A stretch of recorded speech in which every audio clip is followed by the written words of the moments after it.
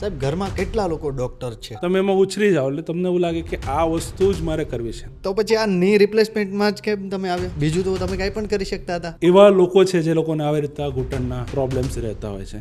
હું ખાસ કરીને જો તમારી વાત કરું તો તમે તંદુરસ્ત રહેવા માટે શું રૂટીન ફોલો કરો છો? જો તમે અડધોથી પોણો કલાક તમારા શરીરને એક દિવસમાં નથી આપવાના ને, તો બીમારી માટે તમારે ટાઈમ આગળથી કાઢવો પડશે. સાહેબ તો અત્યારે જે પગના દુખાવા જે ધીમે ધીમે કરીને વધી રહ્યા છે, તો એનું આપણે મુખ્ય કારણ શું આપી શકીએ? ફૂડ કે પછી લાઈફસ્ટાઈલ? અને એના કારણે જે મોટી ઉંમરમાં થવાના પ્રોબ્લેમ્સ જે હોય એ પણ તમારા વધે, જેમ કે જોઈન્ટ્સના પ્રોબ્લેમ. આપણે ઘૂંટણના દુખાવાની આપણે વાત કરતા હતા, એનો જે ઘરગથ્થુ ઉપચાર જે થતા હોય, તમારા મત પ્રમાણે કેટલા ટકા એ વ્યાજબી છે? એટલે કોઈ મારી પાસે આવે તો હું કહું કે ભાઈ હું તને ઓપરેશન વેચવાનું નથી, તારે આવીને મારી પાસે ઓપરેશન ખરીદવાનું છે. તો આખો દિવસની કઈ કઈ એવી એક્સરસાઇઝ અમારે કરવી જોઈએ કે અમે આ રિપ્લેસમેન્ટ સુધી અમે ના પહોંચીએ? માં જે પહેલાં કરતા હતા એ નહીં કરી શકીએ, બરાબર? એ રીતનું મિથ હોય છે જે ટ્રુ નથી. ઓકે, તો કેવા કેવા પ્રકારના લક્ષણો તમને મળી જતા હોય છે એની પહેલા? અને અમુક સમય પછી પગ પણ એ લોકોનો ટૂંકો થવાનો ચાલુ થાય. ઘણીવાર આંખના તેજ માટે વાત કરું તો આપણે ઘણા બધા લીલા શાકભાજી ખાતા હોઈએ છીએ. ખાસ કરીને મારે હાડકાની વાત કરવી છે, એની માટે અમારે શું શું ખાવું જોઈએ? હેલો મિત્રો, વોઇસ ઓફ યોર્સ પ્રેઝન્ટ. આ છે ટોક વિથ પ્રદીપ, આપણી વાતો આપણી ભાષામાં.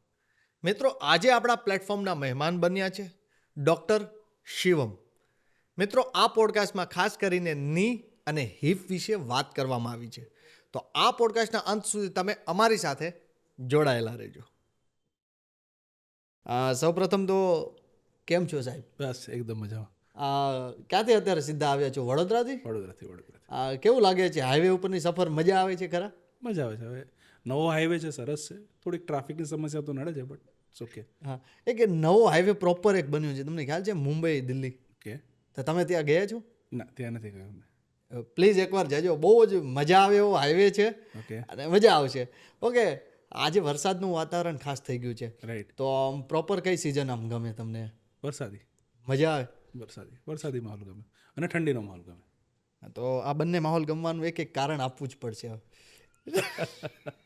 વરસાદી માહોલ એટલે કે ઘણા બધા બાળપણના અનુભવો મારા સારા વરસાદી સિઝન જોડે રહેલા છે, બરાબર. અને લાઈક જે મેમરીઝ હોય આપણી ચાઇલ્ડહુડ મેમરીઝ જે હોય એ more of with rains, playing in the rain, enjoying in the rains with friends, એ વધારે રહેલી છે. એન્ડ ઠંડીની season is the work season for us, બરાબર. એ ઓર્થોપેડિક પ્રોબ્લેમ્સ હોય, જે તકલીફો હોય, એ બધી ઠંડીમાં લોકોને વધારે થાય. તમારી પોતાની સિઝન ગણાય? અમારી પોતાની સિઝન કહેવાય. અને આઈ ફીલ કે મારું વર્ક જે છે હું સૌથી વધારે એન્જોય કરું છું, રાઈટ. તો એક બાળપણનો અને એક હમણાંની લાઈફમાં વેન આઈ વર્ક અ લોટ, જ્યારે આપણે ઠંડીમાં બધા પ્રોબ્લેમ્સ વધારે હોય લોકોને, આપણે વર્ક વધારે કરીએ એટલે મને એ સિઝન્સ ગમે છે. તમે એક મસ્ત એક આગળની વાત કરી હતી કે વરસાદની મોસમ સાથેના બાળપણના અનુભવ હે ને, તો આમાં તમે જે ફેમિલીથી બિલોંગ કરો છો, આ તો બધા જ ડૉક્ટર, તો તમને એ પરમિશન મળતી કે બહાર નાવા જવા દે? એ તો એઝ અ મેડિકલ ફેમિલી કોઈ એવી તો એડવાઇસ ના આપે, but I use to enjoy a lot by my self. એ કયા કયા મિત્રો છે જે હજી પણ યાદ છે કે એની સાથે બહાર નાહવા જતા તમે?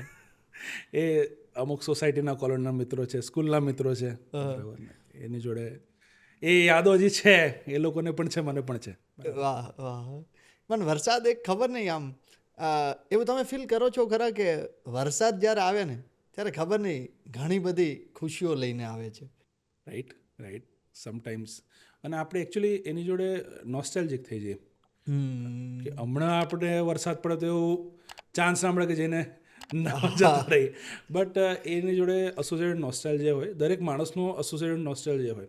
એટલે જ્યારે પણ તમે આવો વરસાદ જુઓ કે આવી સિઝન જુઓ, તમે યાદ કરો કે આ એન્જોયમેન્ટ મેં કરેલું છે. એની જોડે ખુશીઓ એ રીતે સંકળાયેલી રહેતી હોય છે. તમારું આમ મૂળ ગામ કયું સાહેબ? મૂળ ગામ ડભોઈ. તો જાઓ છો ક્યારેક? એટલે ઘણા વર્ષોથી તો શહેરમાં છે, બટ અમુક ટાઈમ હોય તો જઈએ. ગામમાં જમીને સ્કૂલ ને બધું છે. એક આપણે એ વાત પણ ખાસ કરવી છે કે ચાલો એક તમે એક એન્વાયરમેન્ટમાંથી આવો છો કે જ્યાં બધા ડૉક્ટર છે, બરાબર. તો પછી ક્યારેક એવો કોઈક બાળકો એને કંઈક અલગ કરવાનો વિચાર આવ્યો હોય ત્યારે શું હોય છે ફેમિલીનું reaction? Family is very supportive, બરાબર ને.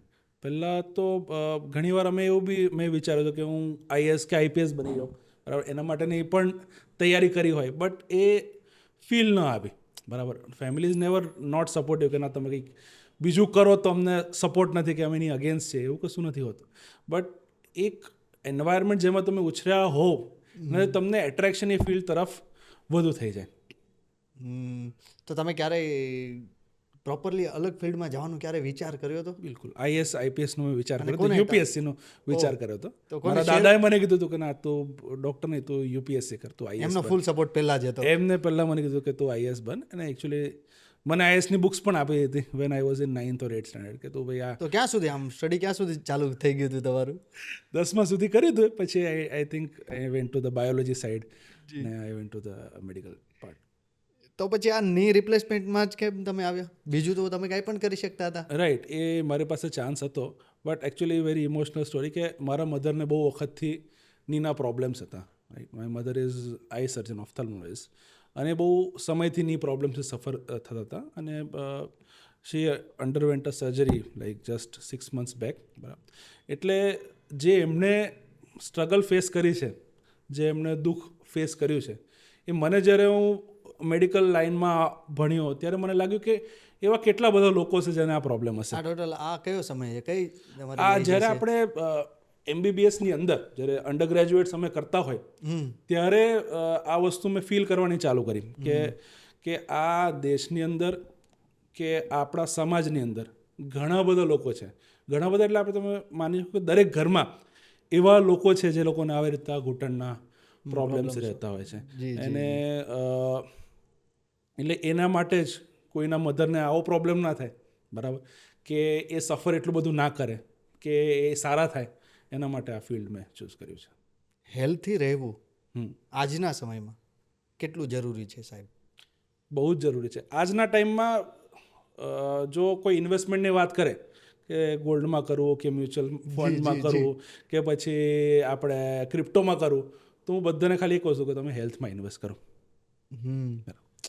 એક સરસ વાક્ય છે કે તમને જીવનમાં બહુ બધો પ્રોબ્લેમ હશે જ્યાં સુધી તમને હેલ્થ પ્રોબ્લેમ નથી થયો, ને જ્યારે તમને હેલ્થ પ્રોબ્લેમ થઈ ગયો ને એ તમારા જીવનનો સૌથી મોટો પ્રોબ્લેમ રહેશે. સો હેલ્થ ઇઝ ધ વેલ્થ. અને આવનારા 10 વર્ષો પછી જે વેલ્થ, જે ઇન્વેસ્ટમેન્ટ જો તમે હેલ્થમાં કર્યું હશે તે તમને વધારે રિટર્ન્સ આપશે એઝ કમ્પેર્ડ ટુ કોઈ મ્યુચ્યુઅલ ફંડ કે ગોલ્ડ કે પછી ક્રિપ્ટો કે જમીન, જે બી તમે કહી દો, બરાબર ને. કારણ કે જો હેલ્ધી રહેશો તો વર્ક કરી શકશો, વર્ક કરી શકો તો કમાઈ શકશો, બરાબર. તો હેલ્થ ઇઝ અ વેલ્થ જે બહુ જ જરૂરી છે. આજકાલ લોકો કોન્શિયસ થયા છે, પણ વધારે કોન્શિયસનેસ હોવી જરૂરી છે. તો સાહેબ એ તમે આ વાત કરો છો કે હેલ્થમાં ઇન્વેસ્ટમેન્ટ બાબતે, તો લોકો વધારે અવેર નથી આ બાબતે, હેલ્થમાં ઇન્વેસ્ટમેન્ટ બાબતે, તો એનું મુખ્ય કારણ તમે શું કહી શકો? રાઈટ, હવે છે ને હેલ્થ, આપણે હેલ્થની વ્યાખ્યા સમજીએ સૌથી પહેલાં. તો જે વર્લ્ડ હેલ્થ ઓર્ગેનાઇઝેશન છે ને, WHO, એની હેલ્થની વ્યાખ્યા શું છે કે a state of complete physical, emotional and social wellbeing and not absence of disease. નિરોગી હોવું એ હેલ્ધી હોવું જરૂરી નથી. સમજ્યા? કે કોઈ માણસ, આપણે ગુજરાતીમાં ટ્રાન્સલેટ કરીએ તો ફિઝિકલી, શારીરિક રીતે, માનસિક રીતે અને સામાજિક રીતે માણસને કોઈ તકલીફ નથી હોતી અને કોઈ રોગ નથી, એ માણસ છે હેલ્ધી માણસ. હેલ્ધી માણસ, હા હા હા. આ પ્રોપર ડેફિનેશન છે હેલ્થની. તમને રોગ નથી એનો મતલબ નથી કે તમે હેલ્ધી છો, બરાબર. તો that is why awareness is very important. Sometimes હવે રોગ કેવા હોય છે કે અચાનકથી આવી જાય, પણ એના જે નાના નાના ચિહ્નો હોય ને એ બહુ વર્ષોથી લોકોને હોય. જ્યાં લગી આપણા દેશમાં શું છે કે જ્યાં લગી છેક એન્ડ સુધીનો પ્રોબ્લેમ ના થાય ત્યાં સુધી કોઈ ડૉક્ટરને કન્સલ્ટ ના કરે. નાનું કોઈ પ્રોબ્લેમ હોય તો ઘરગથ્થુ ઉપચાર કરી લે, કે એનો કે કંઈ દાદા દાદીએ કંઈ કીધું છે આ કરી લે, તે કરી લો. બટ એમાંથી શું થાય કે વેન એ લોકો જ્યારે ડૉક્ટર્સ પાસે આવે ત્યારે એ બીમારીનો ઘણો પાછળનો સ્ટેજ થઈ ગયો હોય, કે પછી એના પછી એની અમુક વાર ટ્રીટમેન્ટ ના થાય કે ટ્રીટમેન્ટ ઇઝ સર્જિકલ, કદાચ એનો ખર્ચો પણ ખર્ચો પણ થઈ જાય. એક્ઝેક્ટલી. પણ હવે આમાં કેવું કે નાનો બી પ્રોબ્લેમ કોઈ ઇગ્નોર ના કરે અને ડૉક્ટરને બતાવવા આવે અને એને તપાસ કરી લે તો એ નાનો પ્રોબ્લેમ હોય ને નાની સોલ્યુશન તમારું થઈ જાય ને મોટા પ્રોબ્લેમ આગળ જતા જે મેજર થઈને તમે આગળ જતા બચી શકો. એટલે કોઈ પણ નાનો પ્રોબ્લેમ હોય કે તમે રૂટીનની અંદર પણ તમારા રૂટીનની અંદર કોઈ કામ કરવામાં તમને તકલીફ પડી રહી છે તો એના માટે કોઈ પણ ડૉક્ટરનું કન્સલ્ટેશન જરૂરી છે. તમે પ્રોબ્લેમને નિગ્લેક્ટ ના કરો, એને મોટું ના થવા દો. એ કહે છે ને કે સ્ટિચ ઇન ટાઈમ વિલ સેવ 9, બરાબર.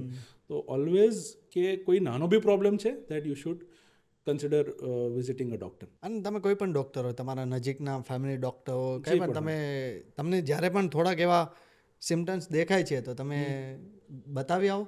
એક્ઝેક્ટલી. સાહેબ, તો અત્યારે જે પગના દુખાવા જે ધીમે ધીમે કરીને વધી રહ્યા છે તો એનું આપણે મુખ્ય કારણ શું આપી શકીએ, ફૂડ કે પછી લાઈફસ્ટાઈલ? I think both.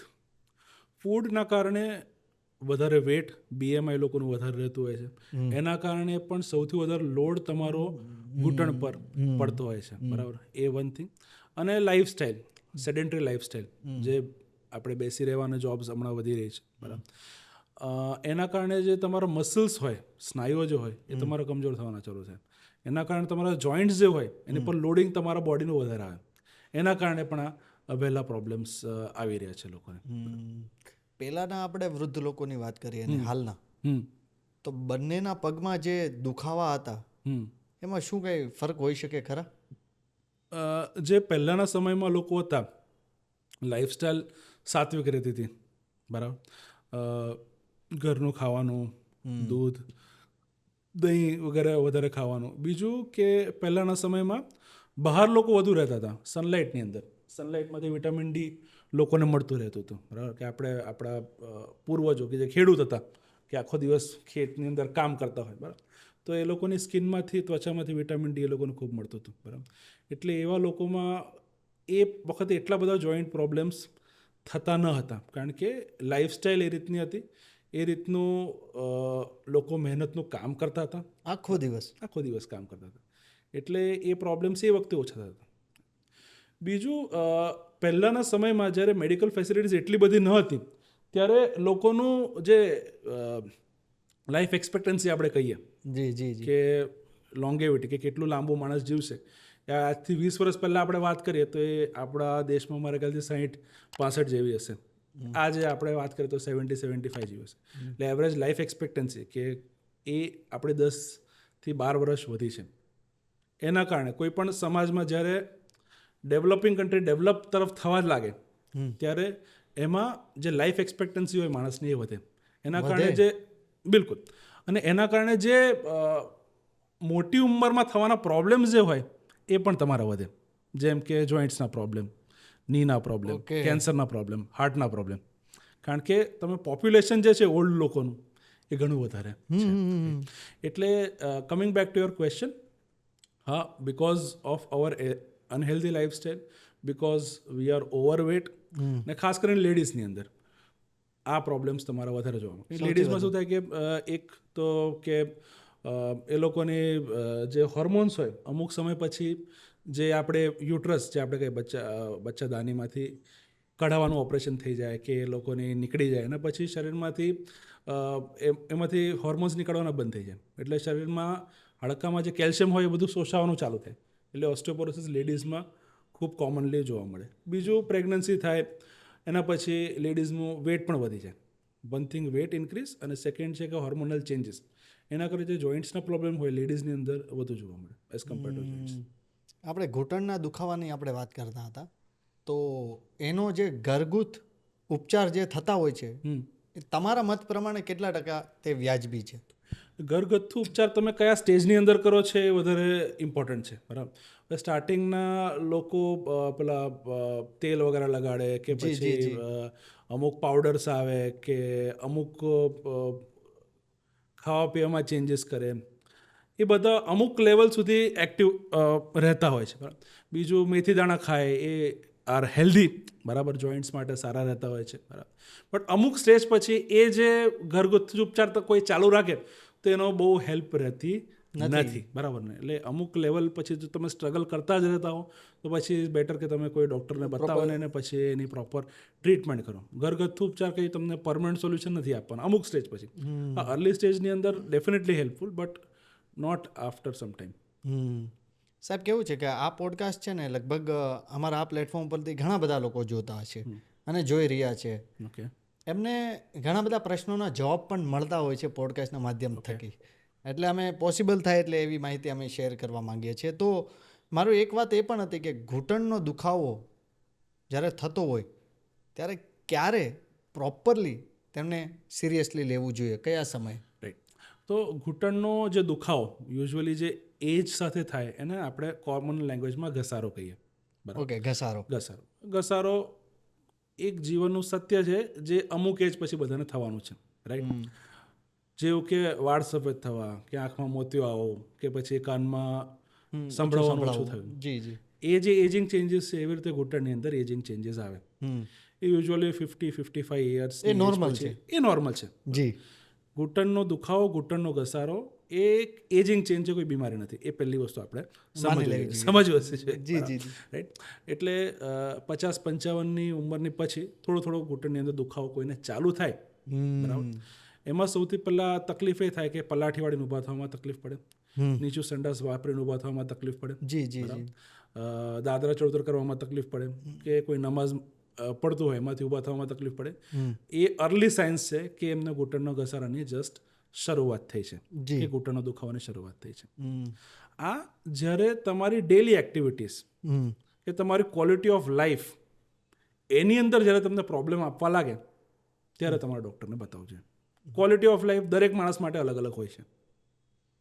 બરાબર. કોઈનું બેઠાડું જીવન હોય, એમને ઘૂંટણનો ઘસારો હોય પણ એમને કોઈ તકલીફ વધુ ના આવતી હોય, જી, બરાબર, તો એવા લોકો આ વસ્તુને ઘણી વખત આગળના સ્ટેજ પર ખેંચી જતા હોય છે. કાં તો અમુક વાર લોકોને સારવારની જરૂર બી નથી પડતી, કારણ કે એ લોકોનું એટલું લેવલ ઓફ એક્ટિવિટી નથી. જ્યારે વધારે એક્ટિવ લોકો હોય છે એમને આ તકલીફો વહેલી થવા લાગે છે. જો હું એક વાત કરું કે હું જ્યારે આઉટ ઓફ ઇન્ડિયા જ્યારે ટ્રેનિંગ કરતો હતો ત્યારે જે લોકોના ની સર્જરીસ થતા હતા એ લોકો બહુ યંગ એજમાં કરાવતા હતા. યંગ એજ એટલે 45-50 યર્સ ઓફ એજ. કારણ કે વેસ્ટર્ન કલ્ચરમાં કેવું છે કે ફેમિલી સપોર્ટ લોકોને હોતો નથી. 18 વર્ષ 20 વર્ષની ઉંમર પછી બાળકો ઘરમાંથી બહાર જતા રહે પોતપોતાની રીતે. અને જે બી કામ કરવાનું છે, લેબર ત્યાં આગળ એક્સપેન્સિવ હોય, બરાબર, એટલે જે બી કામ કરવાનું છે જાતે કરે ત્યાંના લોકો, અને કોઈ ફેમિલી સપોર્ટ એમને ના રહે. એટલે એ લોકોને ઘૂંટણનો થોડો પણ ઘસારો હોય, થોડી બી તકલીફ હોય, એમને બહુ જ પ્રોબ્લેમ આપે એમની ડેલી લાઈફની અંદર. કારણ કે ડેલી લાઈફ એમને ફેમિલી સપોર્ટ છે નહીં, બરાબર, એટલે એ લોકોને એકલા છે. એટલે એ લોકોને જે સર્જરીઝ હોય એ ઘણા વહેલા અર્લી એજમાં એ લોકો કરાવી લેતા હોય. બાકી ઇન્ડિયામાં કેવું હોય કે ફેમિલી સપોર્ટ હોય, અમુક લેવલ સુધી કિડ્સ, ગ્રાન્ડ કિડ્સ પણ હેલ્પ કરતા હોય, કે અમુક કામ એમને કરવાની જરૂર પડતી નથી હોતી. રાઈટ. એટલે આપણે ત્યાં જે પોપ્યુલેશન છે 60-65ની અંદર આ પ્રોબ્લેમ થતા હોય છે. આ ની રિપ્લેસમેન્ટ શું છે અને એ ક્યારે જરૂર પડે છે કરાવવા માટે? રાઈટ.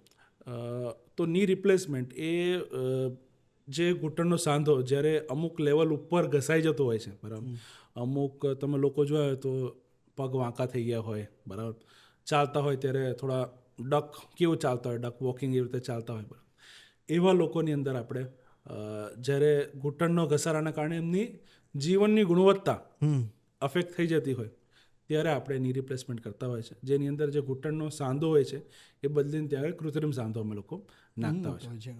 તો એ છે ની રિપ્લેસમેન્ટ ઓર જોઈન્ટ રિપ્લેસમેન્ટ, બરાબર.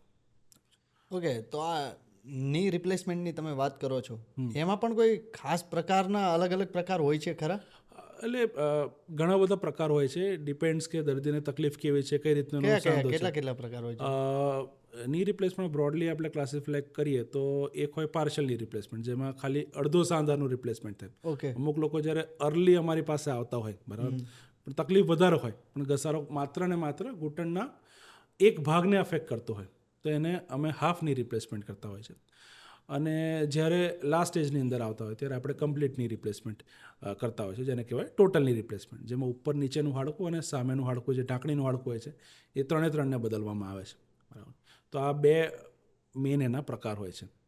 આપણે ની રિપ્લેસમેન્ટની વાત કરીએ છીએ તો એક સીધો જ સવાલ એ પૂછું છું, એ શું કામ કરાવવી જોઈએ, કેમ કરાવવી જોઈએ? કેમ કરાવવી જોઈએ? રાઈટ. તો ઘૂંટણનો ઘસારો, જે મેં તમને કીધું કે કોઈ બીમારી કે રોગ નથી, એ ઘૂંટણનું એજિંગ છે, બરાબર. ઘૂંટણના વાળ સફેદ થવા એવું આપણે કહી શકીએ. હવે જ્યારે આ તકલીફના કારણે દર્દીની જીવનની ગુણવત્તા ઓછી થઈ જાય, જ્યારે એની ક્વોલિટી ઓફ લાઈફ ઓછી થઈ જાય, એ કોઈ પણ એજમાં હોય, બરાબર, એની ક્વોલિટી ઓફ લાઈફ ઓછી થઈ જાય ત્યારે એને વસ્તુ કરાવવી જોઈએ, બરાબર. હું તમને 2 એક્ઝામ્પલ આપીશ. એક મારા ફોઈ છે, એમની એજ અરાઉન્ડ 80-85 હશે. ફુવા મારા છે નહીં, તો એમણે એમની લાઈફ જે છે એક રૂમની અંદર સંકેલી લીધી છે સ્વેચ્છાએ, બરાબર, કે હું પ્રભુનું સ્મરણ કરીશ, બેસીશ બાથરૂમ, અને એ જે મારો ઓરડો છે એ મારું જીવન છે, બરાબર, બીજું કશું નહીં, પ્રભુ ભક્તિ મારું જીવન છે, બરાબર. અને તમે દૂરથી બી જુઓ ને તો એ પગ આખા વાંકા થઈ ગયા છે, અને દૂરથી બી માણસ કોઈ જોઈને કહે કે ભાઈ આને તો ઘૂંટણ ખલાસી ગયા છે. પણ એમની જીવનની જરૂરિયાત નથી કે બહુ વધારે બહાર નીકળે, બહુ વધારે કામ, બહુ બધું ચાલે, બધું કામ કરે. ઘસારો છે પણ એમને રિક્વાયરમેન્ટ નથી કે બહાર નીકળે, ચાલે, એમના જીવનની રિક્વાયરમેન્ટ નથી. તો she is not a candidate for knee replacement. ભલે ઘસારો છે પણ એ ઘસારાના કારણે એમને કોઈ તકલીફ નથી એમના જીવન જીવવામાં, તો એ એમને કોઈ ઓપરેશન, સર્જરીની જરૂર નથી. ભલે એક્સરે ખરાબ હોય, MRI ખરાબ હોય, કે દેખીતું જ દેખાય કે આપને ઘૂંટણનો ઘસારો. બીજા એક રિલેટિવની વાત કરું તો એ પોલિટિકલ એક્ટિવિસ્ટ, યંગ એજ, એમને એવું કે મને તો 10 માળ તો રોજ મને ચડવા જોશે, બરાબર, મારે બાઇક લઈને 4 જણને મળવું પડે, મારે થોડી લોકોની પંચાયત કરવી પડે, લોકોને મળું નહીં તો મારું જીવન અધૂરું છે, અને ઘૂંટણના દુખાવાના કારણે મારાથી આ બધી વસ્તુઓ નથી થતી, અને આ મારા જીવનની રિક્વાયરમેન્ટ છે, આના વગર હું આગળ, મને મજા નહીં આવે. કરાવવું ફરજિયાત છે? ફરજિયાત નથી. એમને એ કરાવવાથી એમની જીવનની ગુણવત્તા સારી થશે, અને જે એક્ટિવિટી એ આના કારણે નથી કરી શકતા એ કરવાની ચાલુ કરશે. એટલે એ જરૂરી છે, કમ્પલસરી છે, રિક્વાયર્ડ જ છે એવું જરૂરી નથી હોતું. જ્યારે દર્દીને એવું લાગે કે આના કારણે મારી ક્વોલિટી ઓફ લાઈફ, મને મજા નથી આવતી, સિમ્પલ લેંગ્વેજ મને મજા નથી આવતી ઘૂંટણના કારણે, ત્યારે અમને કરાવી લેવું જોઈએ, irrespective of the age. Usually અમે લોકો આ 60 થી 65 વર્ષની અંદર આ ઓપરેશન કરતા હોય છે. ઘણીવાર એનાથી લેટર 70-75 પર બી કરતા હોય છે. અમુક વાર 50s, કોઈકને ઘસારો હોય કે યંગ એજમાં થઈ ગયો હોય અને આખું જીવન આગળ બાકી હોય, બરાબર, તો અમે લોકો યંગ એજમાં પણ આ વસ્તુ કરતા હોય છે, જ્યારે એની જીવનની ગુણવત્તા ઓછી થઈ જાય છે. હવે આ વસ્તુ ના કરીએ તો શું થાય કે મોબિલિટી જે હોય એ તમારી ઘટી જાય, વધારે ચાલવું ના કરી શકે, વજન વધે, બરાબર, એ સાથે બીજા બધા જે રોગ હોય, હાઇપરટેન્શન છે, ડાયાબિટીસ છે, એ બધું આવવાનું ચાલુ થઈ જાય. એટલે જે આપણી શરીરની હેલ્થ છે, એ આપણી મોબિલિટી, આપણે કેટલું ચાલીએ છીએ, આપણે કેટલું હરતા ફરતા રહે છે, એની જોડે સંકળાયેલી રહેતી હોય. જ્યારે કોઈ પણ માણસની મોબિલિટી ઓછી થઈ જાય, જ્યારે ઘૂંટણના દુખાવાના કારણે એમની જીવનની ગુણવત્તા ઓછી થઈ જાય, ત્યારે અમે લોકો રેકમેન્ડ કરતા હોય છે કે સર્જરી કરાવે, irrespective of the age, irrespective કે એમની હાડકાની ઘનતા કેવી છે, બીજા કોઈ પ્રોબ્લેમ્સ છે કે નહીં. બટ જ્યારે જીવનની ગુણવત્તા ઓછી થઈ જાય ત્યારે વી રેકમેન્ડ તેમ કે કરાવો, કરાવી જ લેવું જોઈએ, ફરજિયાત છે, ઇમરજન્સી છે, એવું નથી હોતું. It is quality of life improve કરવાની સર્જરી છે, બરાબર ને. એ ના કરવાથી કોઈને થતું નથી કશું, તમારી રિક્વાયરમેન્ટ પ્રમાણે. તમારી રિક્વાયરમેન્ટ પ્રમાણે. એટલે કોઈ મારી પાસે આવે તો હું કહું કે ભાઈ મારે એ જ સવાલ ઉપર થોડું જવું છે. હું તને ઓપરેશન વેચવાનું નથી, તારા આઈને મારી પાસે તો ઓપરેશન ખરીદવાનું છે, એ તારી રિક્વાયરમેન્ટ છે, મારી નથી, તારા રિલેટિવ્સની છે. તમને કરાવવું છે તો હું કરી આપીશ તમને, બરાબર, બટ એવું નથી કે તમારે જ કરાવવું જ પડશે એવું જરૂરી. હમણાં રોબોટિક ની રિપ્લેસમેન્ટ બહુ વધારે પ્રમાણમાં અમને સાંભળવામાં આવતું હોય છે, તો એક્ઝેક્ટલી આ બધી વસ્તુ શું છે, થોડુંક તમે ડીપ ડ્રાઈવ કરો પ્લીઝ. સો બેઝિકલી ની રિપ્લેસમેન્ટ માટે ઘણી બધી ટેકનોલોજીસ હોય છે. પહેલાં કોમ્પ્યુટર નેવિગેશન હતા, કે કમ્પ્યુટરમાં જોઈને અમે લોકો કરતા હતા. હવે આવ્યા છે રોબોટ્સ, રાઈટ. તો it is not a robotic surgery, robot surgery ન કરે, it's a robotic assisted surgery. બહુ કોમન મિથ હોય છે લોકોને કે ભાઈ આ તો રોબોટ જ કરે કે ડૉક્ટર ના કરે. અને અઠવાડિયા પહેલાં મેં એક સર્જરી હતી તો પેશન્ટ મને કહે કે સાહેબ કેટલા વાગે એટલે એવા સવાલ તમે પૂછે? હા પૂછે ને કે 7 વાગે સર્જરી છે. મેં કીધું ઓકે કે તમે કેટલા વાગે આવશો? કે હું બી 7 વાગે આવીશ. તો કે તમે છે ને ચા પીને 8-9 વાગે આવજો, પેલો રોબોટ કરશે અંદર તમે પછી આવશો ને જોશે ને. તો it's not like that. It is a surgical robot which is giving us precision during the surgery. બરાબર, કે આપણે જે ઓપરેશન કરતા હોય એમાં હાડકું કટ કરતા હોય અને એની જગ્યાએ નવો જે કૃત્રિમ સાંધો આપણે નાખતા હોય, તો એ જે ઓપરેશન છે એની ગુણવત્તા સારી થાય, એમાં પ્રિસિઝન બહુ જ વધારે થાય, એના માટે આ રોબોટિક સિસ્ટમ્સ રહેતી હોય છે. એટલે રોબોટિક આર્મ હોય જે હાડકું કટ કરવામાં હેલ્પ રહેતી હોય. But it is always in under surgeons control. It is a surgery which is done by a surgeon. સર્જનની એક્સપર્ટાઇઝ થતી હોય, બટ રોબોટિક આસિસ્ટન્સ એને આપતું હોય to do that procedure precisely, અને એમાં કોઈ એરર ના થાય એના માટે. અને અમુક વસ્તુઓ જે હોય, જે ધારો કે ફોર એક્ઝામ્પલ એકદમ પ્રિસાઇઝ આપણે વાત કરીએ કે ધારો કે હું તમને પૂછું કે આ 2 પોઈન્ટ વચ્ચે ડિસ્ટન્સ કેટલું છે, કોઈ કહેશે કે ભાઈ આ 9 centimetre 10 centimetre, but robot will tell us કે આ તો 8 સેન્ટીમીટર ને 8 મિલીમીટર. એટલે એ રીતનું ચોકસાઈ ને મેજરમેન્ટ એ આપણને આપી શકશે, જે આપણે હ્યુમન આઈસથી ન કરી શકીએ. એટલે નવી ટેકનોલોજી છે. સર્જરી સેમ છે, બટ એની પ્રિસિઝન વધી જાય અને એની અંદર જે દર્દીનું રિઝલ્ટ હોય એ પણ વધારે સારું રહેતું હોય છે as compare to the previous. એટલે આપણે એકદમ કોમન ભાષામાં કહું તો પહેલાં હતા આપણે ડબ્બા ટીવી, પછી LCD, પછી LED, plasma, 4K, 8K, right. પણ આપણો વ્યુઇંગ એક્સપિરિયન્સ કેટલો ચેન્જ થયો છે ફ્રોમ HD ટુ 4K. એ રીતનો આ એક્સપિરિયન્સ નવો એક્સપિરિયન્સ છે ને નવી ટેકનોલોજી છે. તો પછી આ જે રોબોટિક રિપ્લેસમેન્ટ છે આમ કેટલા ટકા આમ સેફ છે? વેરી સેફ, કારણ કે આ કોઈ ઓટોમેટિક રોબોટ નથી હોતા. It is a surgeon controlled robot. હા, સર્જન અસિસ્ટન્ટ. એટલે it will not do anything to the patient કે જે હું ન કહું, બરાબર. અને ઇટ વિલ સ્ટોપ જ્યારે પણ હું એડવાઇસ કરું ત્યારે, બરાબર. તો it is absolutely safe. USFD approve technology છે, બરાબર. અને right now lot of systems અને ઘણા બધા સર્જરીઝ થઈ ચૂક્યા છે. બહારના દેશોમાં તો 10-15 વર્ષથી ટેકનોલોજી આપણા દેશમાં છેલ્લા 2-3 વર્ષમાં આવી છે. એટલે ઘણા બધા એના મેજર્સ છે અને ઘણી સેફ ટેકનોલોજી છે. રોબોટિક રિપ્લેસમેન્ટ કેમ કરાવવું જોઈએ અને કઈ રીતે એ બાકી પ્રોસેસથી અલગ પડે છે? જો મેં તમને કીધું કે પ્રિસિઝન આની અંદર તમને કન્વેન્શનલ કરતાં વધારે, એટલે આપણે આની અંદર જો ડીપમાં ડિસ્કસ કરીએ, જી પ્લીઝ. તો પહેલાં જે આપણે કરતા હતા ઓપરેશન, એની અંદર આપણે હાડકું કટ કરીએ, માપીએ કેટલું કટ કર્યું છે, એ પ્રમાણે આપણે સાંધો બેસાડીએ, બરાબર. એટલે આપણે પહેલાં એક કામ કર્યું, એનું મેજરમેન્ટ કર્યું, એના પછી ફરીથી આપણે વસ્તુ કરી. આ ઓપરેશનની અંદર આપણે એક ઓપરેશન પહેલાં પ્રી ઓપરેટિવ પ્લાનિંગ સાથે જતા હોય કે આ ઓપરેશન આપમાં આ રીતે આપણે કરીશું. આપણે એની અંદર મિલીમીટર ટુ મિલીમીટર કેટલું હાડકું કટ કરીએ છીએ એ આપણે મેજર કરીને એ પ્રમાણે જ કરી શકીએ. રોબોટ હોય તો એ તમારા સ્નાયુ ઉપર ન ચાલે, તમારા ઘૂંટણના લિગામેન્ટ્સ ઉપર ન ચાલે, એ ઘૂંટણના આજુબાજુની નસો ઉપર ના ચાલે. એટલે માત્ર ને માત્ર જેટલું ખરાબ હાડકું હોય એટલું કટ કરીને ત્યાં આગળ નવો સાંધો બેસાડી શકે. તમને એકદમ કોમન ભાષામાં સમજાવો તો પહેલાં શું કે દાંત કાઢીને પેલા દાંત બેસાડતા હતા, બરાબર. હવે કેવું છે કે જે ની કેપ ખરાબ થઈ ગઈ અને કેપ ખરાબ થઈ ગઈ, દાંતની કેપ ખરાબ થઈ ગઈ, એ કાઢીને ત્યાં આગળ ઉપર નવી કેપ મૂકવામાં આવે છે. એવી રીતે જ કે now it is not replacement, it is resurfacing. જે સરફેસ ખરાબ થઈ ગઈ છે એ સરફેસ છોલીને એની ઉપર નવો સાંધો બેસાડો, આજુબાજુના સ્નાયુઓને, આજુબાજુના લિગામેન્ટ્સને ડેમેજ કર્યા વગર. આ ડિફરન્સ છે કન્વેન્શનલ અને રોબોટિક વચ્ચે. બીજું કે આ સાથે ઘણા બધા રોગ હોય જ આ એજની અંદર, બરાબર. ડાયાબિટીસ હોય, બ્લડ પ્રેશર હોય, એ બધાનું પ્રોપર મેનેજમેન્ટ પણ આ સર્જરી સાથે જરૂરી રહેતું હોય છે. ની રિપ્લેસમેન્ટને લઈને લોકોના મનમાં કેવા કેવા પ્રકારના મિથ હોય છે? સૌથી પહેલું તો એ કે ભાઈ હવે તો આ તો સક્સેસ નથી જતું હતું, કે આમાં આ પ્રોબ્લેમ થઈ જાય છે, રાઈટ.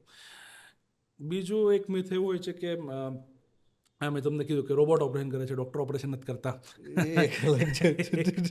રહેતું હોય છે. થર્ડ એ હોય છે કે અમુક લોકોને હોય છે કે ના અમે આના પછી કોઈ એક્ટિવિટી નહીં કરી શકીએ, અમે ખાલી રૂટીન એક્ટિવિટી કરી શકશું, હાયર એક્ટિવિટી નહીં કરી શકીએ, જેમ કે દાદરા ચડોતર કરવાનું, પલાઠી વાળવાનું, એ બધું અમે નહીં કરી શકીએ આ ઓપરેશન પછી. અમારે જીવનમાં જે પહેલાં કરતા હતા એ નહીં કરી શકીએ, બરાબર, એ રીતનું મિથ હોય છે, જે ટ્રુ નથી. એકચ્યુઅલી જોઈન્ટ રિપ્લેસમેન્ટ પછી તમે બધી એક્ટિવિટીઝ કરી શકતા હો છો, અને બધી એક્ટિવિટી વધુ સારી રીતે અને દુખાવો વગર તમે કરી શકતા હો છો. It is life changing operation. જેટલા મારા પેશન્ટોએ કરાયું હોય ની રિપ્લેસમેન્ટ, બધાને એક જ વસ્તુ હોય છે પછી કહેવા મને કહે છે કે અમે પહેલાં કેમ ના કરાવ્યું, કે આટલો વખત કેમ મેં સહન કર્યું, એ રિગ્રેટ લોકોમાં હોય છે. વાહ વાહ વાહ. ઓકે, ઓછામાં ઓછી ખાલી તમને જ પૂછું છું કે ઓછામાં ઓછી કેટલી ઉંમર હોય છે કે જ્યારે તમે ની રિપ્લેસમેન્ટ કરી શકો? રાઈટ, તો આ બહુ ઇન્ટરેસ્ટિંગ ક્વેશ્ચન છે. રાઈટ, જે પેશન્ટ મેં સૌથી ઓછામાં ઓછી એજમાં ની રિપ્લેસમેન્ટ કર્યું છે એ છે 35 યર્સ. ઓકે. અમુક લોકોને ગઠિયાવા નામનો રોગ હોય, જેને કહેવાય રૂમેટોઇડ આર્થરાઇટિસ, બરાબર, એવા રોગની અંદર વહેલી એજની અંદર સાંધા ખલાસ થવાના ચાલુ થઈ જાય. રાઈટ, તો એમાં અમે લોકોએ જોયા છે કે 30 વર્ષ 40 વર્ષની એજમાં પણ ઘૂંટણ આખા ખલાસ થઈ જાય. હવે તમે વિચારો કે 30 વર્ષનો માણસ હોય, જેની ઉપર આખું ઘર હોય, આખા ફેમિલીની જવાબદારી હોય, એ જ માણસ ચાલી ના શકતો હોય, તો એના ફેમિલીને શું પ્રોવાઈડ કરી શકે, બરાબર. એટલે એ એજ ઉપર પણ બીજો કોઈ ઓપ્શન ના હોય ત્યારે અમે ની રિપ્લેસમેન્ટ કર્યું છે, અને વેરી વેરી સક્સેસફુલ. એટલે એ 35 યર્સ, એ જે મેં તમને કીધું કે ક્વોલિટી ઓફ લાઈફ. હવે ઘૂંટણનો ઘસારો વાના કારણે થઈ ગયો અને બિલકુલ ચાલી ના ફરી શકતો હોય, ના કામ કરી શકતો હોય, તો પછી એને ખેંચવાનો શું મિનિંગ છે? તમે કેવા કેવા પ્રકારના લોકોને સજેસ્ટ કરતા હોય છો આ સર્જરી માટે, અને કઈ પરિસ્થિતિમાં તમે એમને સજેસ્ટ કરો છો ની રિપ્લેસમેન્ટ માટે? એટલે જો યુઝ્યુઅલી મારી પાસે કોઈ પેશન્ટ આવે કે હવે ઘૂંટણમાં દુખાવો છે, એકદમ કોમન આપણે સિચ્યુએશન જોઈએ તો કે કોઈ એક બા છે જેમના ફેમિલી એમને સપોર્ટ કરી રહ્યા છે, બરાબર, રૂટીન એક્ટિવિટીમાં કોઈ વાંધો નથી આવતો, તો અને ઘૂંટણનો ઘસારો એકદમ પ્રાઇમરી સ્ટેજની અંદર છે.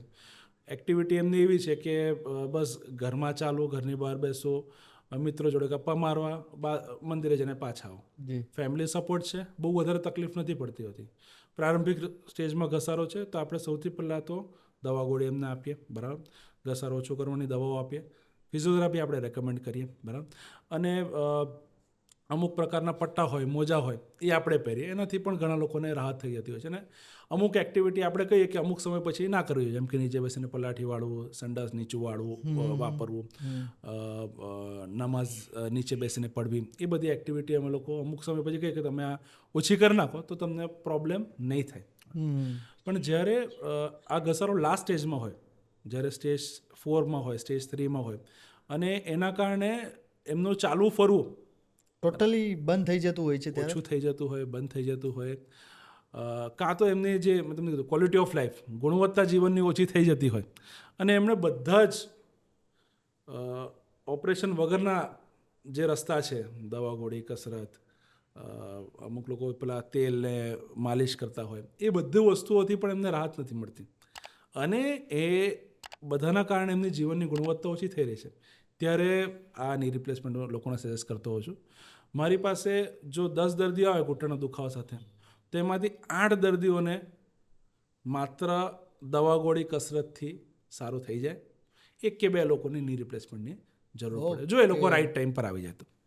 જી, આપણે ઘણી બધી વાતો ની રિપ્લેસમેન્ટની આપણે કરી.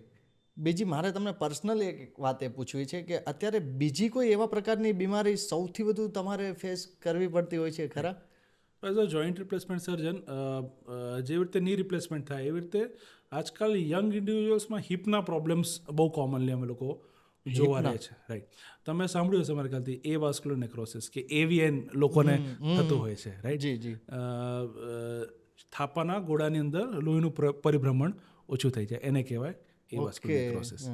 તો AVN કે એ વાસ્ક્યુલર નેક્રોસિસ એક એવી બીમારી છે જેની અંદર જે થાપો હોય એની અંદર જે લોહી પ્રસરતું હોય, જે લોહીની વાહિનીઓ હોય એ આપોઆપ બ્લોક થઈ જાય, બરાબર. એના ઘણા બધા કારણો હોય. એક આલ્કોહોલ કારણ હોય, પછી આપણા જે ટ્રાઇબલ વિલેજીસ છે એની અંદર સિકલ સેલ નામની બીમારી છે, લોહી જેમાં જાડું થઈ જાય એ રીતની બીમારી છે, એમાં થતું હોય છે. બીજા ઘણા બધા રોગમાં પણ થતું હોય છે એવીએન. બટ આજકાલ જે બહુ કોમનલી જોવા મળે છે એ because of corona virus infection. જેમ કે આપણે વાત કરીએ તો પહેલાં અમે જે ની રિપ્લેસમેન્ટ કરતા હતા એ વધારે રહેતા હતા હિપ રિપ્લેસમેન્ટ કરતાં, પણ આજકાલ એ રેશિયો છે ઊંધો થઈ ગયો છે. એટલે આજે જો હું 10 જોઈન્ટ રિપ્લેસમેન્ટ મારે ત્યાં કરતો તો 5 હિપ રિપ્લેસમેન્ટ હોય, 5 ની રિપ્લેસમેન્ટ હોય. બિકોઝ કોવિડ બહુ ફેલાયું હતું એ સમયે, ઘણા બધા લોકોને ઇન્ફેક્શન થયા હતા કોરોનાના. એ સમયે ટ્રીટમેન્ટ ફોર્મ માટે સ્ટેરોઇડ્સનો બહુ વ્યાપક યુઝ થયો હતો, બરાબર. અને જે તે સમયે સ્ટીરોઇડ જે યુઝ થયા હતા એ તો દર્દીના જાન બચાવવા માટે, લોકોના જાન બચાવવા માટે જરૂરી હતા. બટ એની એક સાઇડ ઇફેક્ટ તરીકે ઘણા બધા દર્દીઓને એના પછી થાપાની અંદર આ પ્રોબ્લેમ્સ થવાના ચાલુ થયા છે. એટલે સ્ટીરોઇડના યુઝના કારણે થાપામાં લોહીનો પ્રવાહ ઓછો થઈ જાય, જેને કહેવાય એવાસ્ક્યુલર નેક્રોસિસ. એના કારણે થાપાનો જે બોલ હોય એ તમારો સુકાવાનો ચાલુ થાય. ઓકે. થાપામાં આપણે સમજીએ નોર્મલ સ્ટ્રક્ચર તો એક સોકેટ હોય અને એક બોલ હોય જેનું એનું હલનચલન થતું હોય, રાઈટ. હવે આ જે બોલ હોય એની અંદર લોહીનો પ્રવાહ આપોઆપ અચાનકથી ઓછો થઈ જાય, બંધ થઈ જાય, બંધ પણ થઈ જાય, રાઈટ. ને એના કારણે જે તમારો બોલનું સ્ટ્રક્ચર જે રાઉન્ડ હોય એ અમુક જગ્યાએથી ફ્લેટ થતું થાય, એને કહેવાય. હા, એટલે એ ઇરેગ્યુલર થઈ જાય. જી. સોકેટ છે, બોલ છે, અને બોલ તમારો ઇરેગ્યુલર થઈ જાય. આ સ્ટેજ 1 સ્ટેજ 2 ની અંદર. સ્ટેજ 3 કે સ્ટેજ 4 હોય એમાં બોલ જે હોય એ પણ તમારો ખલાસ થઈને નાનો થઈ જાય અને ઉપરનું જે સોકેટ હોય એ પણ તમારું ઘસાઈ જાય. એટલે આને કહેવાય એવાસ્ક્યુલર નેક્રોસિસ. ઓકે. તો કેવા પ્રકારના લક્ષણો તમને મળી જતા હોય છે એની પહેલા? તો એવાસ્ક્યુલર નેક્રોસિસ જે આજકાલ બહુ કોમનલી જોવા મળે છે, સૌથી પહેલાં પેશન્ટને થાપામાં દુખાવો થાય, થાપામાં સ્ટીફનેસ આવે, એટલે થાપાની મૂવમેન્ટ બરાબર ના થાય. જે કોમન લેંગ્વેજમાં આપણે જોઈએ કે આલતી પાલતી નીચે બેસીને પલાઠી વાળવામાં, નીચું સંડાસ બેસવામાં લોકોને તકલીફ પડવા લાગે. એના પછી ચાલવા ફરવામાં તકલીફ પડવા લાગે અને અમુક સમય પછી પગ પણ એ લોકોનો ટૂંકો થવાનો ચાલુ થાય, રાઈટ. આ એના લક્ષણો હોય છે. આપણે ડાયગ્નોસિસ જે કહેતા હોય છે એ ઇનિશિયલ સ્ટેજમાં MRI થી કરતા હોય છે અને પછી લાસ્ટ સ્ટેજમાં તો એક્સરે પર પણ ઘસારો તમને ખબર પડી જતો હોય છે. અમુક સ્ટેજ હોય, જ્યારે સ્ટેજ 1 સ્ટેજ 2 હોય ત્યારે અમુક દવાઓ હોય, કસરતો હોય, એનાથી આપણે એ રોગને મેનેજ કરી જતા હોય. પણ જ્યારે લાસ્ટ સ્ટેજીસ આવતા હોય છે ત્યારે યંગ એજમાં પણ આપણે આનું સોલ્યુશન હિપ રિપ્લેસમેન્ટ રહેતું હોય છે. સાહેબ, આપણે હિપ રિપ્લેસમેન્ટની વાત કરીએ છીએ તો એમાં પણ શું કોઈ એડવાન્સ ટેકનોલોજી ખરી? રાઈટ. તો એડવાન્સ ટેકનોલોજી, એડવાન્સીસ જે આવે છે હિપ રિપ્લેસમેન્ટમાં, 2 એડવાન્સીસ આવે છે. એક છે મટીરિયલ્સની અંદર. જે હિપ રિપ્લેસમેન્ટ જે આપણે મટીરિયલ વપરાય છે એ પહેલાં મેટલનું વપરાતું હતું. હવે છે એમાં સિરામિકના ઇમ્પ્લાન્ટ્સ આવી રહ્યા છે. તો સિરામિક જે હોય એમાં જે ઘર્ષણ હોય, જે આપણે મેટલ પાર્ટ્સ નાખીએ, જે અંદર પાર્ટ્સ નાખીએ, એ બી આપણે સમજાય કે જે નેચરલ બોલ તમારો ખલાસ થઈ શકે તો જે આર્ટિફિશિયલ બોલ છે એ પણ તમારો ખલાસ થઈ શકતો હોય, રાઈટ. તો એની અંદર નવા મટીરિયલ સિરામિક્સના આવ્યા છે. તો એની અંદર જે હોય, જે કૃત્રિમ સાંધો જે વહેલો ના ખસાય, એની લોંગેવિટી વધી જાય, તો એ સિરામિક જોઈન્ટ્સ આવે છે. બીજી વસ્તુ એ છે કે ટ્રેડિશનલી જે હિપ રિપ્લેસમેન્ટ હોય એ પાછળથી ચીરો મારીને કરતા હોય. એટલે હિપ જે હોય, થાપો હોય, તમે એને પાછળથી બી ખોલી શકો, તમે આગળથી બી ખોલી શકો. જે પાછળથી ખોલીને કરતા હોય એને ટ્રેડિશનલ એપ્રોચ કહેવાય. એવી રીતે હવે આગળથી નાના ચીરાથી ઓપરેશન કરતા હોય છે, જેને DAA કહેવાય. DAA એટલે ડાયરેક્ટ એન્ટિરિયર અપ્રોચ.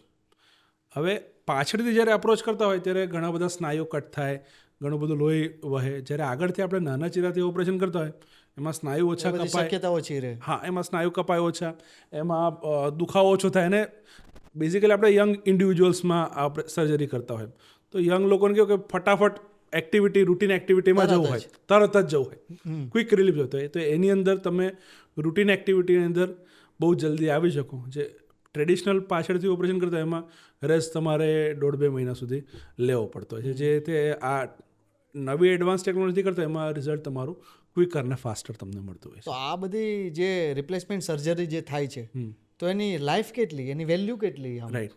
એટલે જે આપણે હિપ રિપ્લેસમેન્ટના જો સાંધાની આપણે વાત વાત કરીએ કરી હા તો જે સારામાં સારો હોય સિરામિકનો પણ એ તમારું 25-28 વર્ષ સુધી ચાલતો હોય છે બરાબર ને, એ એટલી એની લાઈફ હોય છે.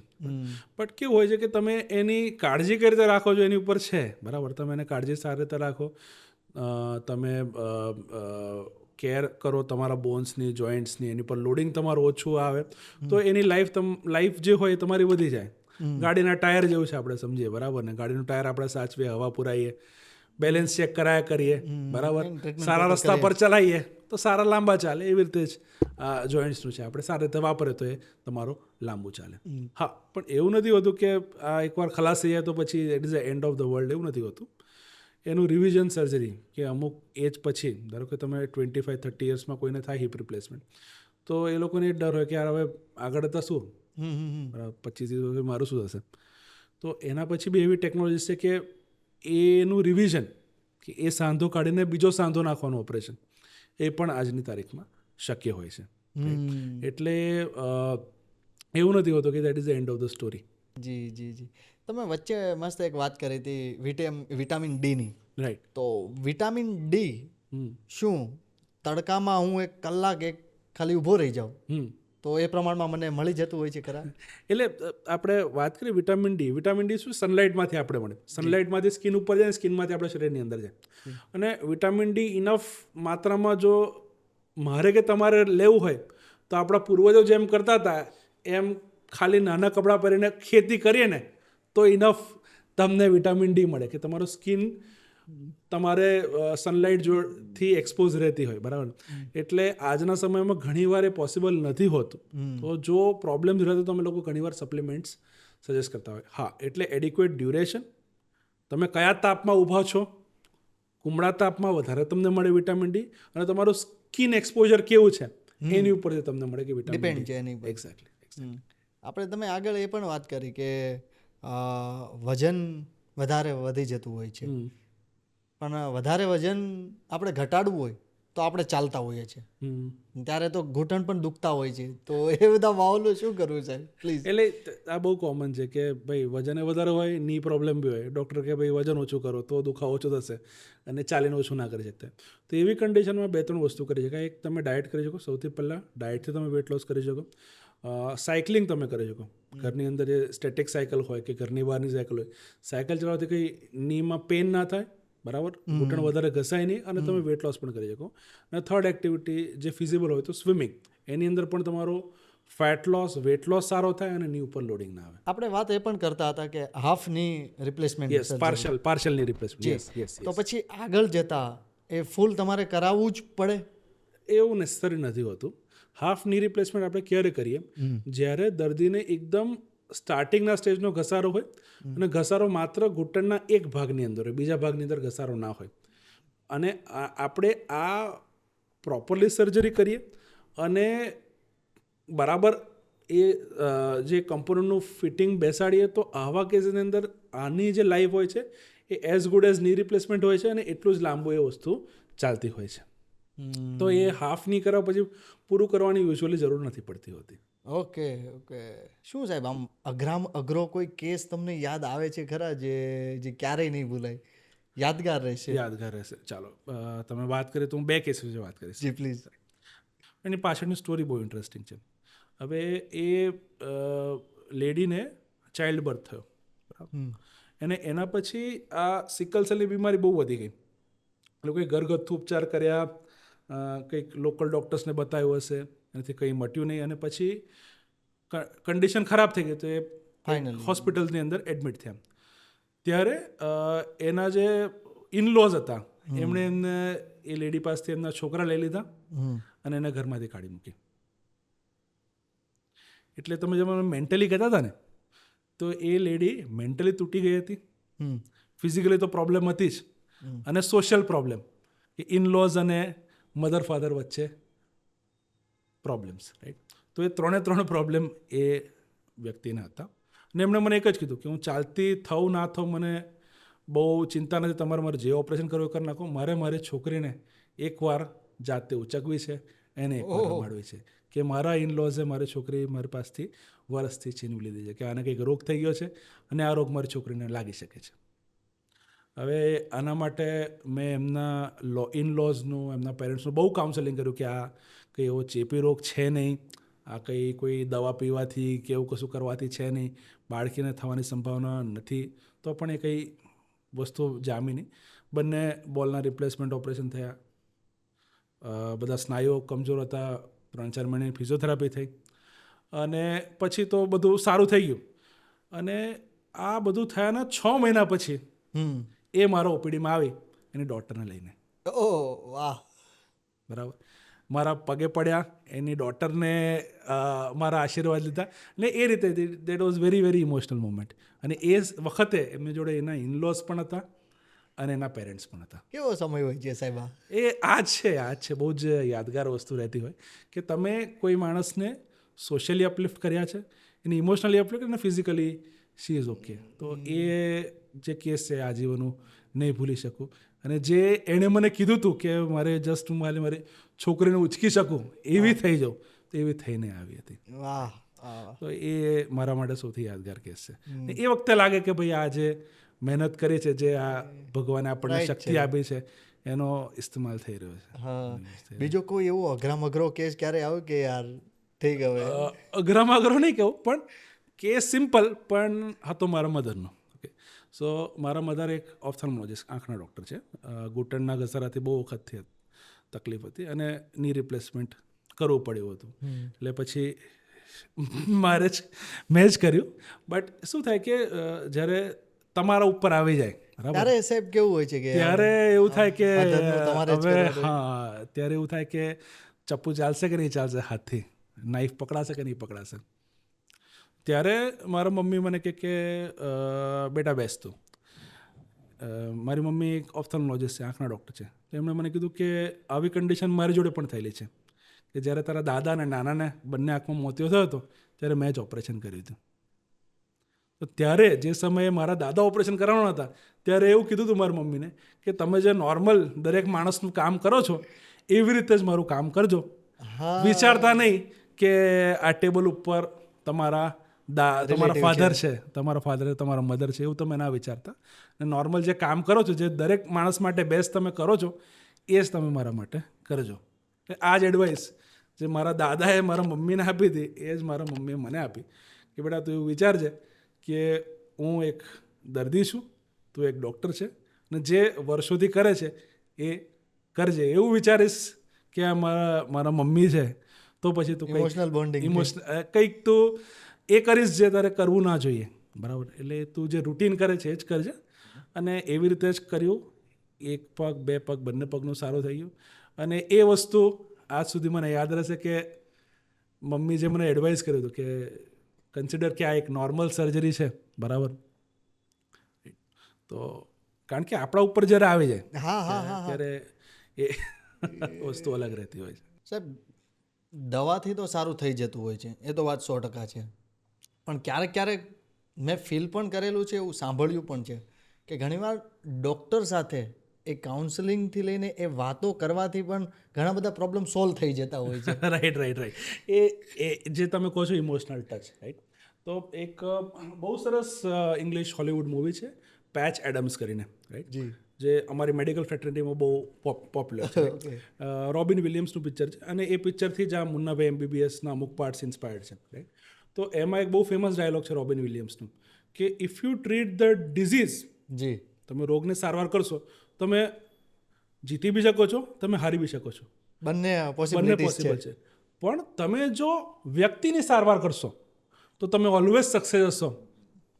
જો રોગ સારો થાય કે ના થાય, પણ તમે વ્યક્તિની સારવાર કરશો તો તમે હંમેશા જીતશો. એટલે if you treat the disease you may fail or you may succeed, but if you treat the person you will always succeed, even if the disease is treated or not treated. બરાબર. તો આ એનો famous dialogue છે.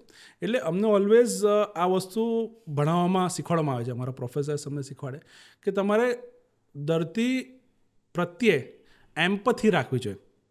There are 2 terms, sympathy અને એમ્પથી. આપણે ગુજરાતીમાં કહીએ sympathy means સહાનુભૂતિ, અને એમ્પથી મીન્સ અનુભૂતિ, રાઈટ. એટલે ફોર એક્ઝામ્પલ, ચલો તમે મારી પાસે આવો છો કે મારા મમ્મીને દુખાવો છે, હું કહું છું કે હા તમને દુખાવો છે, આ દવા લઈ લો, કદાચ ઓપરેશનની જરૂર પડે, બરાબર, જરૂર પડે ના પડે કે આ સારવાર છે, બરાબર.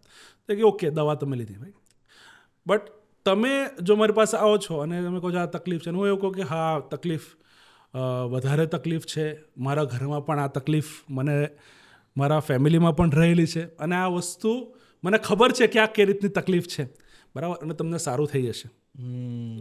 તો એવી ફિલિંગ આવે કે આમને ખબર છે કે હું શેનીથી પીડાઈ રહ્યો છું, રાઈટ. તો જ્યારે તમે કોઈ પણ માણસને એમ્પથીથી ટ્રીટ કરો છો, બરાબર, ત્યારે ઓલવેઝ દર્દીને સારું લાગે.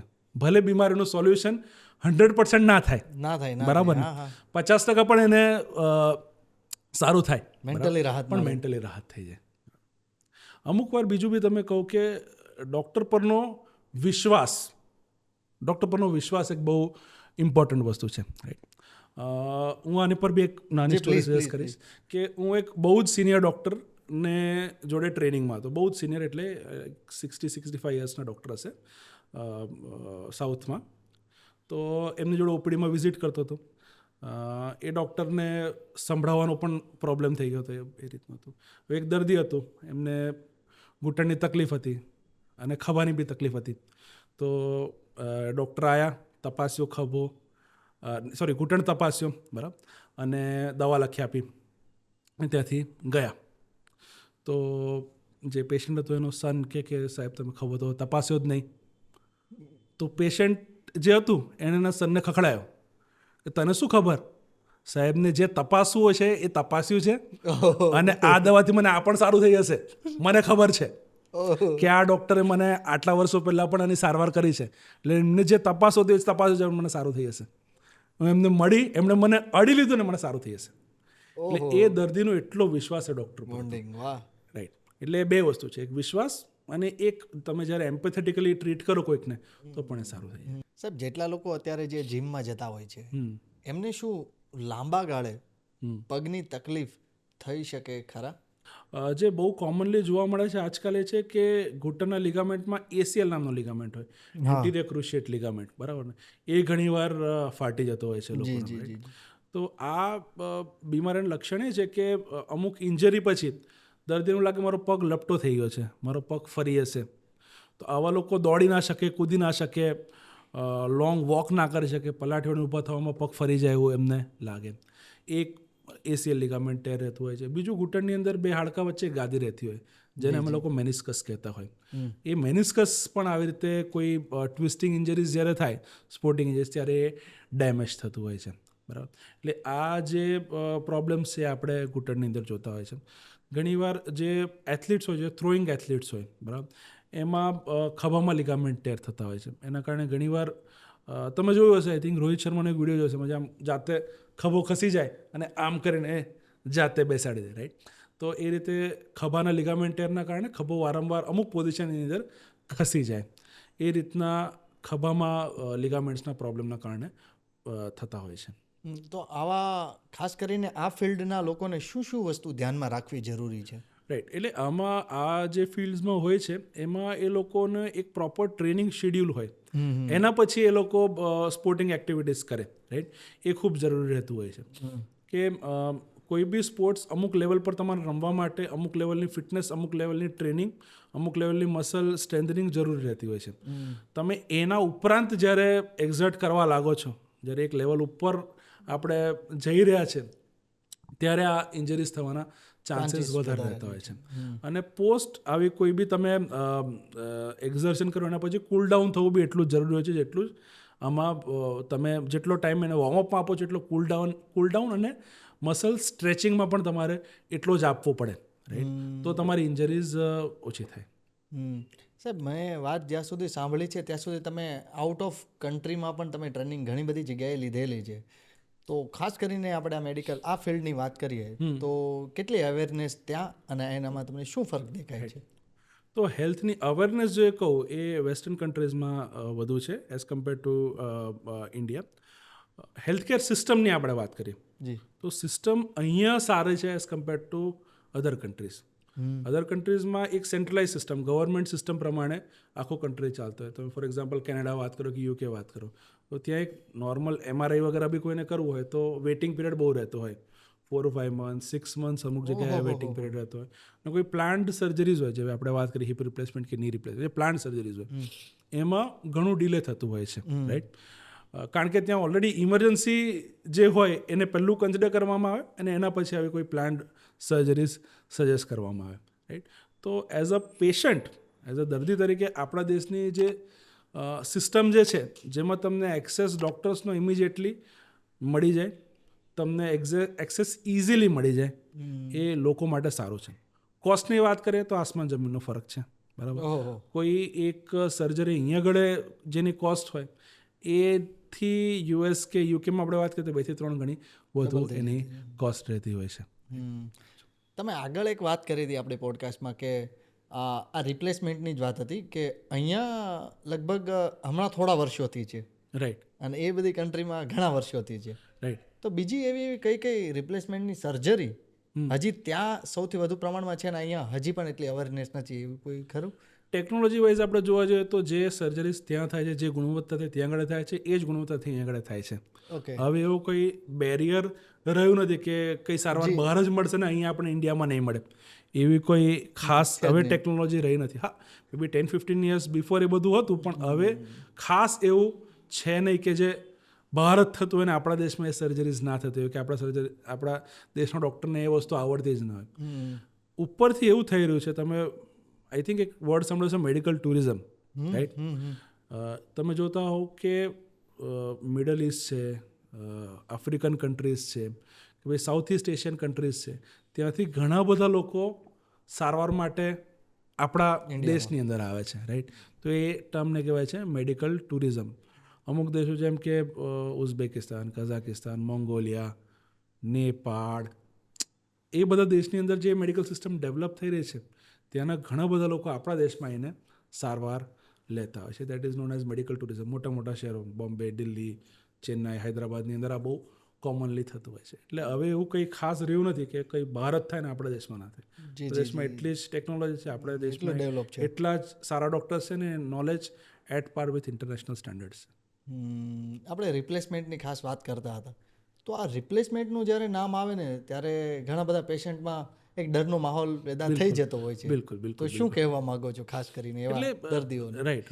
એટલે પહેલાંના ટાઈમમાં આઈ થિંક જસ્ટ આપણે વાત કરીએ કે 10 વર્ષ પહેલાં એટલી બધી ટેકનોલોજીસ નથી, એટલી બધી આ સર્જરીઝ અમુક વાર સક્સેસ નથી બી નથી, બરાબર. પણ આજકાલ એના ઇમ્પ્લાન્ટ્સ જે હોય છે, જે ઇન્સ્ટ્રુમેન્ટ્સ હોય છે, એ બહુ સારા આવ્યા છે, ટેકનોલોજીસ નવી આવી છે, લોકોની અવેરનેસ વધી છે, એટલે આ સર્જરીઝનો જે સક્સેસ ચાન્સીસ છે એ પણ વધારે થવા લાગ્યો છે. કેટલો રેશિયો હશે સક્સેસ રેશિયો? આમ જો આપણે કહીએ કોઈ પણ ની રિપ્લેસમેન્ટની વાત કરીએ તો આપણે કહીએ કે 90-95% સક્સેસફુલ ચાન્સીસ રહેતા હોય છે. અને જો હિપ રિપ્લેસમેન્ટની વાત કરીએ તો hip replacement is named as the surgery of the century, કે આ સદીની સર્વશ્રેષ્ઠ ઓપરેશન જો શોધાયું હોય તો એ છે હિપ રિપ્લેસમેન્ટનું ઓપરેશન. એટલું સક્સેસફુલ એ ઓપરેશન છે, બરાબર. આ સક્સેસ રેટ તમે કોઈ પણ જગ્યાએ ઓપરેશન કરાવો, ભારતમાં કરાવો, બહાર કરાવો, આટલો સક્સેસ રેટ રહેતો હોય છે. સાહેબ, ઘણીવાર એવું સાંભળ્યું છે કે આખા શરીરમાં અલગ અલગ અંગ માટે, દાખલા તરીકે વાત કરું કે લોહી માટે તો આપણે ઘણીવાર બીટ ખાતા હોઈએ છીએ, ઘણું બધું. ઘણીવાર આંખના તેજ માટે વાત કરું તો આપણે ઘણા બધા લીલા શાકભાજી ખાતા હોઈએ છીએ. ખાસ કરીને મારે હાડકાની વાત કરવી છે, રાઈટ. તો એની માટે અમારે શું શું ખાવું જોઈએ? ઓકે, તો ઓર્થોપેડિક આપણે વાત કરીએ તો ઓર્થોપેડિકમાં 3 વસ્તુ આવે બેઝિકલી. આપણે વાત કરીએ તો હાડકા આવે, સાંધા આવે અને સ્નાયુઓ આવે. ઓકે, હાડકા, સાંધા અને સ્નાયુ, બરાબર. હાડકા માટે કેલ્શિયમ રિચ ફૂડ જે હોય, બરાબર, દૂધ છે, દહીં છે, પનીર છે, ગ્રીન લીફી વેજીટેબલ્સ છે, એ બહુ જરૂરી રહેતી હોય, બરાબર. બીજી વસ્તુ એ કે આ વસ્તુ તો તમે ખાધી છે, બરાબર. હવે કેલ્શિયમ તમે ખાધું પણ એ હાડકામાં શોષાવું બી જોઈએ. તો જે વાહન છે જે કેલ્શિયમને હાડકા સુધી લઈ જાય છે એ છે વિટામિન ડી, બરાબર. તો વિટામિન ડી આપણા શરીરમાં મળે એના માટે કુમળો તાપ જે હોય મોર્નિંગનો કે ઇવનિંગનો, એ આપણે લેવો છે. તો એમાંથી વિટામિન ડી આપણને મળે, એ આપણા જે કેલ્શિયમ આપણે લઈ રહ્યા છે એ આપણા હાડકા સુધી પહોંચાડે, બરાબર. આપણે હવેની લાઈફસ્ટાઈલમાં જો આપણને એ સનલાઇટ મળવું પોસિબલ ના હોય તો ઘણીવાર હું સપ્લિમેન્ટ્સ પણ લોકોને સજેસ્ટ કરું છું જી કે વિટામિન ડીના સપ્લિમેન્ટ્સ આપણે જી, લેવા જોઈએ બરાબર. જી જી બીજું આપણે વાત કરીએ કે જોઈન્ટ્સની હા બરાબર સાંધાઓની તો સાંધાને જરૂરી છે મોબિલિટી. સાંધા જેટલા મોબાઈલ રહે જેટલા જેનું હલનચલન વધારે રહે એના પ્રોબ્લેમ્સ એટલા જ ઓછા થાય. અને ત્રીજી વસ્તુ આપણે વાત કરીએ તો કે સ્નાયુ સ્ટેટિક બહુ એક જગ્યા પર બેઠા ન રહો. બેઠા ના રહેવું જોઈએ થોડુંક બરાબર. હલનચલન તમે ચાલુ જેટલું હલનચલન વધારે કરશો એટલા પ્રોબ્લેમ તમને ઓછા થાય કોઈ બી સાંધામાં. અને ત્રીજી આપણે વાત કરીએ કે સ્નાયુ કે મસલ્સને જોઈએ સ્ટ્રેન્થ જેના માટે પ્રોટીન્સ આપણા શરીરમાં ખૂબ જરૂરી રહેતા હોય છે. પ્રોટીન્સ કોઈ બી સોર્સમાંથી આપણને મળે છે કે નોનવેજ સોર્સિસ હોય વેજ સોર્સિસ હોય. વેજ સોર્સિસની અંદર આપણે દાળ વાત કરીએ કઠોળ આપણે વાત કરીએ બરાબર પલ્સીસ જે આપણે વાત કરીએ એની અંદરથી પણ ખૂબ પ્રોટીન્સ આપણને મળતું હોય. અને મસલ્સને લોડિંગ જોઈએ બરાબર કે એ જેટલા તમે એને મજબૂતાઈ આપો એટલા વધારે મજબૂત થાય. જેના માટે એક્સરસાઇઝીસ હોય સ્ટ્રેન્થ ટ્રેનિંગ હોય એ જરૂરી રહેતી હોય છે. જી જી જી તો આ મેં તમને વાત કરી હાડકાં સાંધા અને મસલ્સ કે સ્નાયુઓ માટે. વાહ અમને બહુ મસ્ત પેકેજ એક મસ્ત મળી ગયું. ઓકે અંત તરફ જવું છે તો જેટલા પણ લોકો અત્યારે તમને સાંભળી રહ્યા છે રાઈટ ડૉક્ટર શિવમ શું કહેવું છે એ બધા લોકોને? રાઈટ તો બધા લોકોને એ કહેવું છે કે તમારે જે જોઈન્ટ્સના પ્રોબ્લેમ હોય છે ઘસારા હોય કે એવિયન હોય કે લિગામેન્ટ ટેર્સ હોય કે જે પણ હોય એને નિગ્લેક્ટ કરવું એનું સોલ્યુશન નથી બરાબર. જી તમે અમુક લેવલ પર ડૉક્ટર્સ પાસે આવો તો એના નોન ઓપરેટિવ ટ્રીટમેન્ટ્સ હોય છે. અમુક લેવલ પર આવો તમે ઓપરેટિવ ટ્રીટમેન્ટ પણ હોય છે એનાથી પણ સારું થઈ જતું હોય છે. જી જી બટ નેગ્લેક્ટ કરવું એ એનું સોલ્યુશન ખોટી માન્યતાથી પેલું તમે અવોઇડ ના કરો. તમે ડૉક્ટરને કન્સલ્ટ કરો જી, ગભરાઓ નહીં. એની સારવાર અવેલેબલ હોય છે અને સારી સારવાર થતી હોય છે. ગભરાઈને એ વસ્તુને પોસ્ટપોન કે મને કશું થઈ જશે મને કશું આ ડૉક્ટર ક્યારેક કહી પછી દેશે. એ બધું કરવાથી બહુ મોડું પણ થઈ જતું હોય છે. એક્ઝેક્ટલી એ જ કે તમે મોડું ના કરો ડૉક્ટર્સનું કન્સલ્ટેશન કરો એની પ્રોપર એથિકલ ટ્રીટમેન્ટ તમે કરાવો અને એનાથી ઘણા લોકોને ઘણું સારું થઈ જતું હોય છે. જી જી વાહ સાહેબ આજે ઘણી બધી વાત થઈ ઘણું બધું અમને જાણવા મળ્યું. પર્સનલી ઘણા બધા સવાલોના જવાબ આજે મળ્યા. તો મારા વતી મારી આખી જ ટીમ વતીને જેટલા પણ લોકો તમને જોઈ રહ્યા છે એ બધા વતી અમે તમારો ખૂબ ખૂબ ખૂબ થેન્ક યુ સો આભાર મચ. વ્યક્ત ખૂબ મજા આવી મને અને તમારો પોડકાસ્ટ ખૂબ સરસ છે અને આવી રીતે જ લોકો તરફ સાચી સલાહ અને સાચું માર્ગદર્શન લોકોને તમે આપવાનું કામ કરો છો એ જે જેટલું જરૂરી છે. અરે નોલેજ જો અમારી પાસે હોય અને તમે પહોંચાડી ના શકો નિમિત્ત તમે માધ્યમ ના હોય તો બી એ લોકો સુધી પહોંચી ના શકે એનું અમે શું કરીશું. Thank you very much. Thank you so much.